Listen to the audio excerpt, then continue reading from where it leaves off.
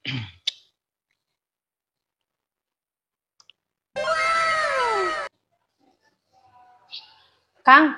tadi aya si Inot ka dieu. Naon teh nanya?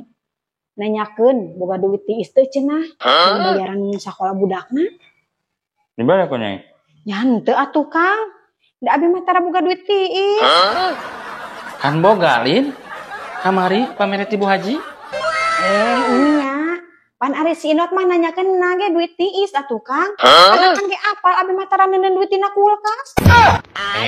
Lain kitu maksudna atuh Nyi. Maksud duit tiis teh duit nu moal waka dipake ku urang kitu.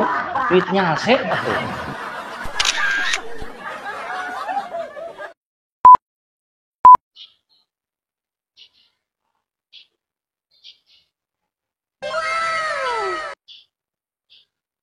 Nih, akang rek gawe heula nya.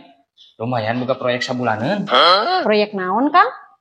Ngalah geusik cenah mah 35.000 sapoe. 35.000. Nah nya Kang. Nya 35.000 sapoe. Sok bayangkeun ku nyai. 35.000 sapoe. Sabulan jadi. Ya jadi bea tuh Kang. Nah, jadi bea. Kumaha maksudna? Nya pan dibelikeun kana beas, tangah butuh sapopoe jeung resiko dapur. Anjay. Satu moal tulus tah ari kitu mah.